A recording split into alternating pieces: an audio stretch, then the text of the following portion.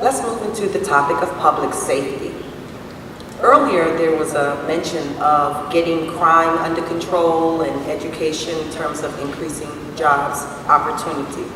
Let's talk about public safety and what investments are needed to ensure that Baltimore County remains safe.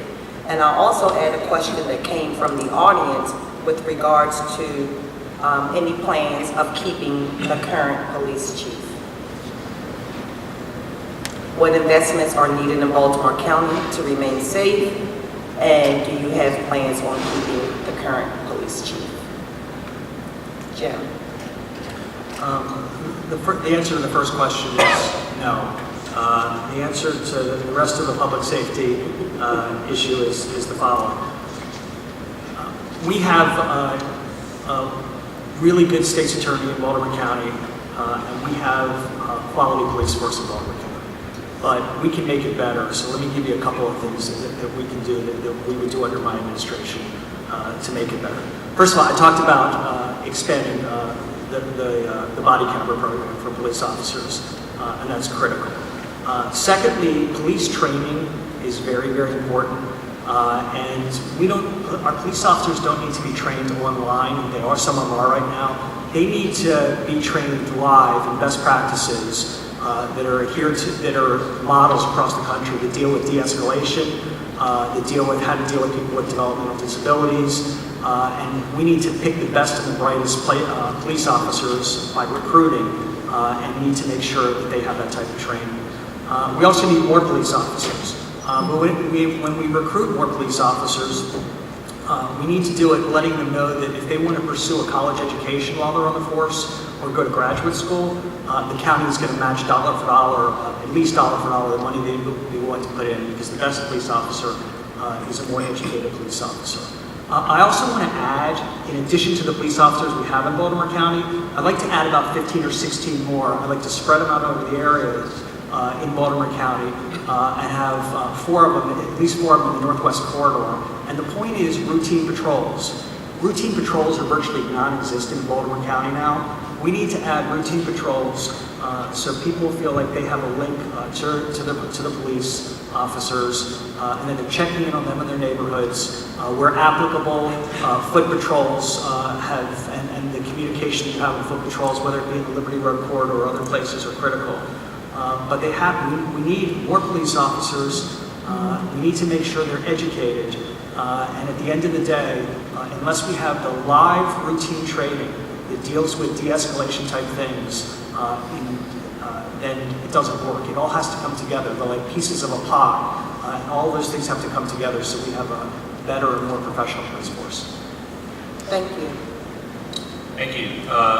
For me, public safety, before we even begin talking about the police force itself, begins with education and a good job. So with our schools, it goes back to where I started with the education plan. We invest in more teachers, we invest in more pupil personnel workers, more school counselors, more social workers, so that our children at the front end are having their needs addressed and are being cultivated so that they can have a successful life. That means that we enact universal pre-K in Baltimore County. And it means both for our recent high school graduates or any person in Baltimore County looking to expand themselves and create opportunity, that they have access to the community college tuition free. It also means that we invest in our young people outside of the schoolhouse. It means that even as we hire more officers to keep our streets safe, we're putting them in PAL centers and reestablishing PAL centers so that our young people are interacting with our police force in a positive, productive way. It means that we create a youth works program in Baltimore County so that our young people have opportunities, either working with the county or with the private sector, to understand what it means to have a job and to see those pipelines to opportunity. As it relates to the force itself, of course, we'll invest in more officers. We'll invest in training, both in de-escalation but also in cultural sensitivities. We'll equip our officers with the most recent relevant technology as they tell us they need. But most importantly, we'll put our officers back on the streets and encourage them to engage in community policing, partnering with our neighborhoods, creating relationship, developing trust. But I know it's become a bit of a broken record, but it's so true. that unless we're looking at these issues holistically and thinking about how school impacts work, impacts policing, we're never going to actually address those problems. And that's why I'm running, because I want to have a bold vision for what's possible that links all of these pieces together that haven't been linked together in meaningful ways together. Thank you. So I agree with just about everything that was said, and I'm not going... Excuse me, I'm going to make a quick interjection. If we could please take notice of the announcement. It's come up twice, just for the audience.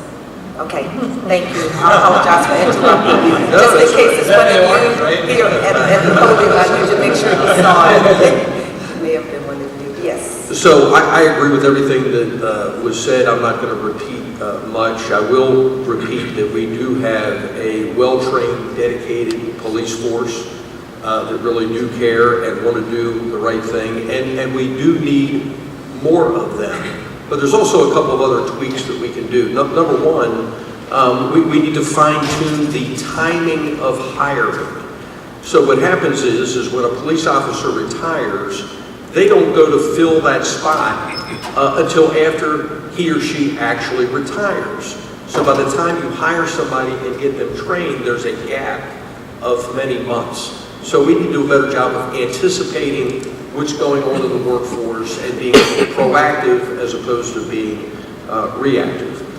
We need to continue to do what Governor Hogan has done as far as the collaboration between multiple law enforcement agencies. So the county is working with Baltimore City and the state police and other law enforcement organizations on targeted projects that have been productive and have gotten bad guys off the street. We need to continue those kinds of regional approaches. When it comes to training, we really can't train because we need so many new police officers.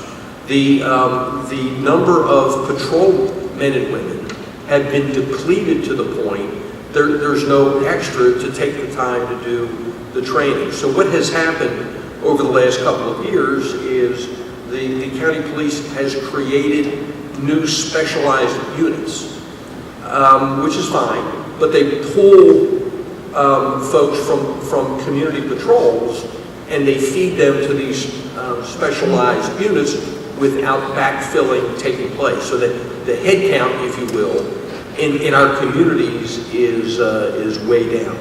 And the only other thing I'm going to say is, again, it loops back. We have to address discipline in the schools.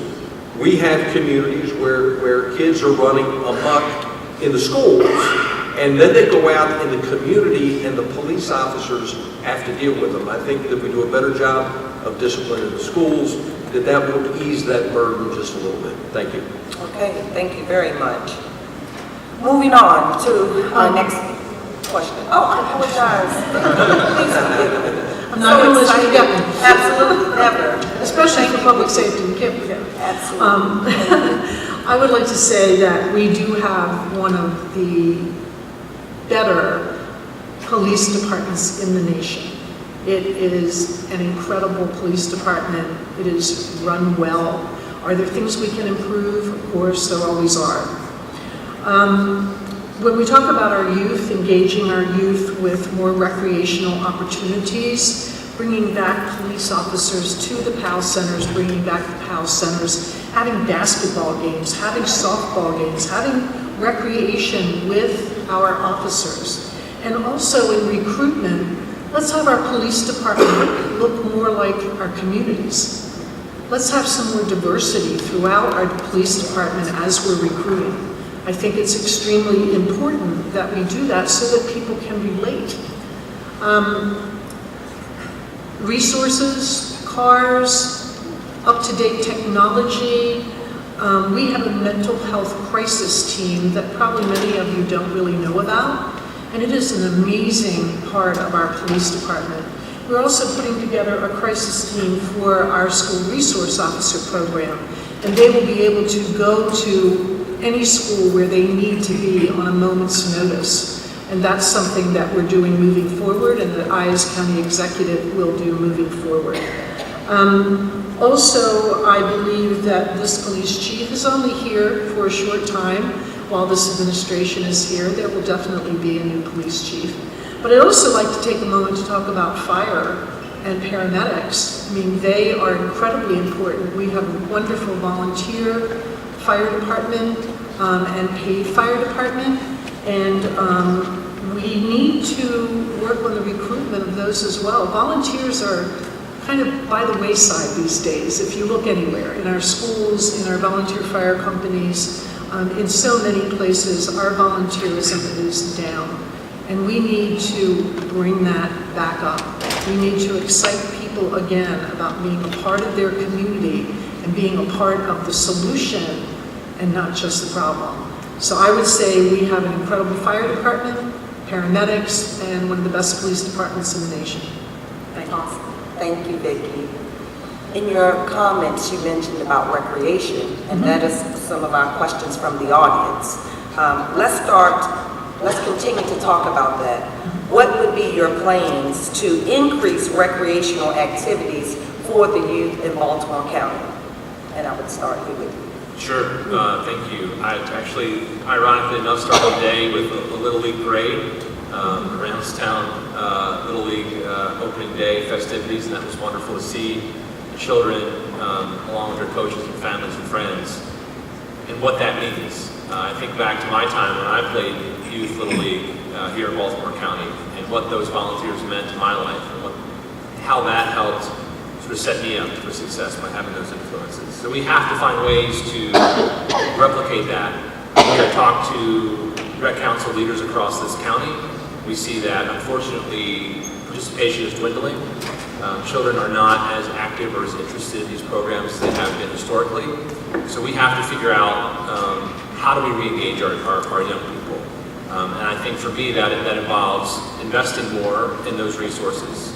Some of our parks across this county are gorgeous. Other parks I'm embarrassed to walk into. But we have to also invest in a more strategic support structure for our rec and parks system. For example, we have great programs that are happening across Baltimore County, but there's not one single collation of those programs online. So you can't go and figure out if you live in Pikesville what's happening in Randallstown, or if you live in Dundalk, you can't know what's happening in Towson. And we have these great resources. We should share them with all of our residents. The other thing I'd say is that we need to partner with the community itself. And so one of the things I want to do as executive is expand the number of community liaisons that report to me. I think there are only a couple of special assistants that technically work with the county executive. So expanding that, so there's at least one per every council district, so that there's a more on-the-ground presence, working with recreation councils, working with the faith community. I want to establish a standalone faith outreach person so that we can find partnerships, so that if churches or synagogues or other, this is appropriate as the multi-faith coalition, as those activities are happening, how can our rec centers and our rec programs partner up and bring those children and families in together? So I think it requires a reinvestment of both staff and resources, but also thinking more strategically about how do we do partnerships to work with our families across this county. Thank you. I'd love to give you a great answer, but I'm going to throw in a reality check. First, I understand the importance. I grew up playing ball at the rec councils. I was not very good, by the way. My kids grew up playing ball at the rec councils. They were not very good. My grandchildren are just beginning to go through the rec council, so let's keep hope alive. So we'll see how they do. But from my perspective, as county executive, there's public safety, there's education, and then there's everything else. So I'm not going to tell you that recreation is third. We have for years, in my opinion, in Baltimore County, failed to invest in basic infrastructure. We've got crumbling schools, outdated maintenance, IT. The list goes on and on. We need to identify all of these issues. We need to quantify them. We need to prioritize them. Have a long-term plan with a multi-year budget and do some thoughtful analysis. So recreation is important. but I'm not at a place where I can tell you what we're going to do, or how much we're going to spend, or when we're going to do it. Thank you. Thank you. Thank you. In my travels around Baltimore County, you can see the inequities. When you leave the little bubble of Towson and you go northeast, south, or west, you can see where there are definitely inequities. And I saw this, and I passed a bill, a tourism bill. And in this tourism bill, we're going to take 8% of the 8% hotel tax and reinvest it back in our communities. That's how we're going to pay for recreation. That's how we're going to pay for educational things in our parks. That's how we're going to pay for programs for our children and for our adults. Our families need rec time as well. It's not just about our kids. I think it's about families together. So this is a way to reinvest in Baltimore County. It's a tax base. And this money would go back into Baltimore County to promote our parks, to help renovate our parks, and to build more community centers and more recreation centers, which is what we need in our counties. Some of the land that we have left in Baltimore County does need to be used throughout this county for community centers, for family recreation space, and to keep our kids and, quite frankly, our adults off the street. Thank you. Thank you, Vicki. Jim?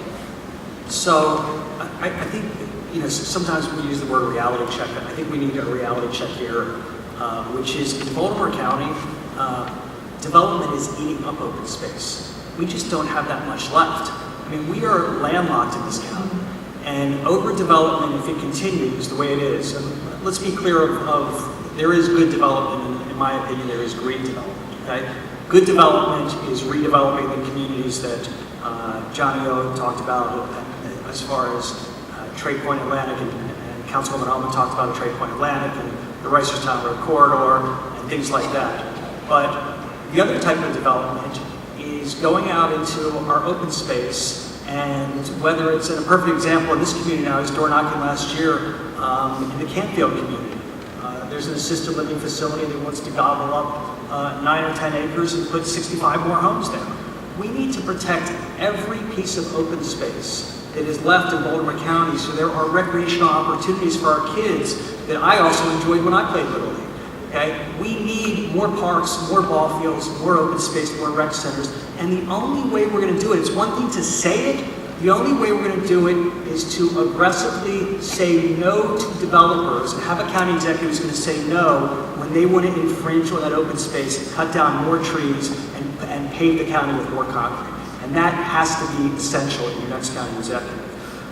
We need more program open space money, which Baltimore County gets from the state. That's what it should be used for. It hasn't been used in this administration solely to buy up open space. That is solely what the money will be in my administration. It will be to buy up open space, so we give the opportunity to our kids that we had when we were kids as well.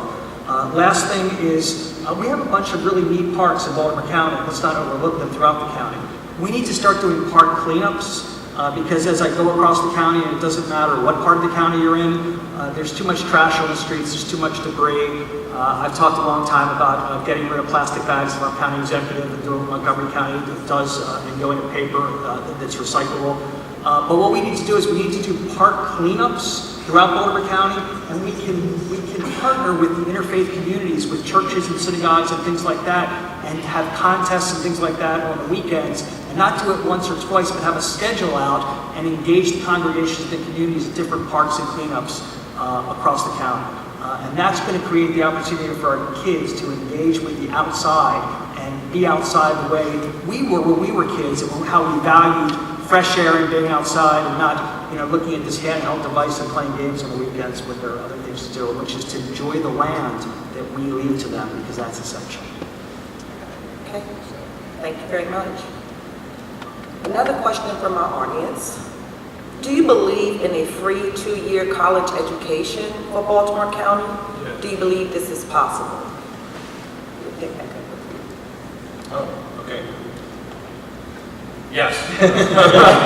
I absolutely do. I will make it happen as Baltimore County Executive, whether it's through partnership with the state or prioritizing our spending. There's nothing more important we can invest in Baltimore County than our education system and the future of our people. And just one example, there, community college, whether it's a 2-year degree or certificate, people can earn a certificate in anything ranging from machining to becoming a dental hygienist, and the transformative power of having access to that is incredible. It will increase our tax base because people will be earning more money, so we'll have a better tax base. People will be able to either buy a house for the first time or buy a bigger house and pay more in property taxes. And I want to applaud what the state legislature did this year and the current administration in taking steps to starting with those most vulnerable and increasing access. I think that's a place to start, but my goal as county executive will be that anyone who wants to have access to community college, whether it's for a certificate or an associate's degree, who is a Baltimore County resident, because it's an important caveat, will have access to that. Thank you. I was waiting for the applause tonight. So I'm not there yet. I understand education, as I mentioned. I've been banging on doors trying to create a program for an insurance degree and was successful doing it.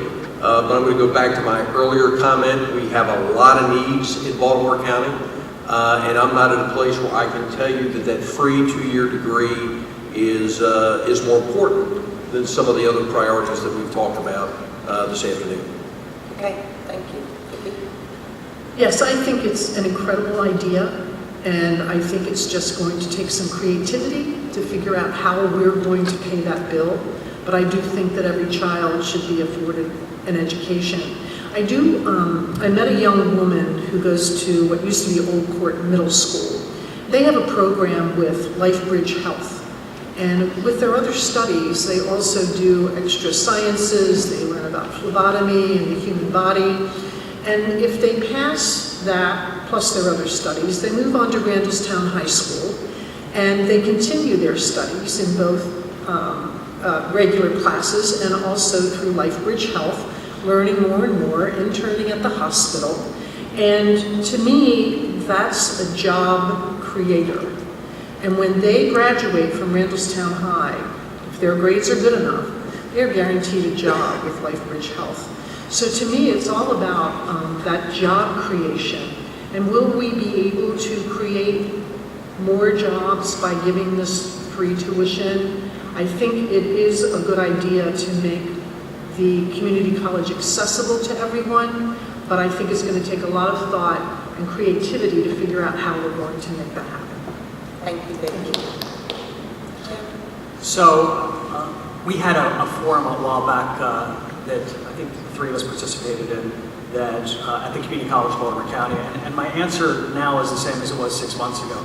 I like the way this administration has rolled it out, but I don't think it should be for everyone. I think it should be means tested. I mean, I don't think a family that has an income of $200,000 or $250,000 a year should get a free ride to send their child to community college. I would rather take that money and make sure that people who are below the means test, and I think under the cabinet's administration it's $69,000. I think it should probably go up a little more into the 80s. But I'd rather have those who would be eligible under my administration. We'd be able to pay for books and things like that rather than just the tuition. So I think the answer is yes on a means-tested basis. I don't think people that are well into 6 figures of their income, I think they should have to pay for community college, but if you're below that, absolutely. On a means-tested basis, we should be giving that 2-year degree. And for people in the lower income scale, it just shouldn't be the community college. It should be books, it should be the rec fees, it should be things like that. It should be vouchers for transportation, for bus transportation, things like that. So the wraparound services where you're not just, where the county says, hey, well, we're going to pay your tuition, and we know your income is $25,000 or $30,000, and here's the tuition, but good luck buying books or things like that. I think we have to get to a part where it's needs tested, and we give a lot more to the kids that are in the lower, and their families that are in the lower income scale. Thank you very much. With that, I'd like to do a poll based on the question. And the question is surrounding, would you be in favor of increasing the minimum wage to $15 an hour in Baltimore County? It was touched on earlier during some conversation, but I'd like to just take a moment and let's do the poll to see where everyone is standing on that issue for clarity. And Mr. Redmer? Yeah, stand alone for Baltimore County? No. Not $15 an hour, no. Vicki? I say yes. Okay. I think it has to be done on a statewide basis, so I agree with the insurance commissioner. And I assume you're talking about in 1 year, just 1 year, moving it to $15 an hour next year. Is that what you're saying? The question is just, are you in favor of it? Okay. So I think it should be done on a statewide basis. So no, I don't want to pit region against region. Okay. I prefer the $15 an hour wage be passed statewide so that all Marylanders benefit. In the absence of action from the state, we will move, beginning with a comprehensive study of the impact. I welcome the councilwoman's support of the $15 in Baltimore County, but I have to wonder, if you support it in Baltimore County for $15 an hour, why haven't you introduced legislation to make that happen here in Baltimore County? Would you like to respond to that, Vicki? Yes. On the council, we have discussed the minimum wage a lot. It's been one of our topics. We have not come to an agreement as a county council on how we would implement it. Is it something that we want to do all at one time? Is it something that we would like to see happen in increments over a period of time? So that is one of the questions that we are struggling with as a council before we put in legislation to implement this, I believe, life-changing legislation. Yes, Jen. I mean, my response to that would be when I felt like we needed a hybrid school board in Baltimore County, we needed a school board that was elected by the people. I put the legislation in, and I got it passed, and we have a school board now that's going to be elected by all of you. So if you want a $15 an hour increase in minimum wage, you can just put the bill in. That's how it works in the council, and that's how it works in the legislature. And I think that kind of leadership and being definitive is very important in who we choose as next Baltimore County.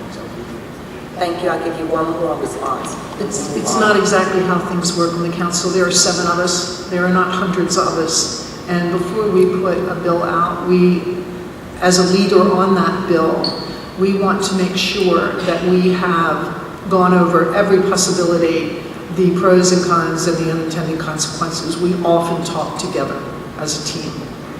Thank you both for the exchange. Thank you. We're going to move to another category. I'm watching the time. It's about 3:30, so we have about another 30 minutes. Let's go into promoting small businesses in Baltimore County.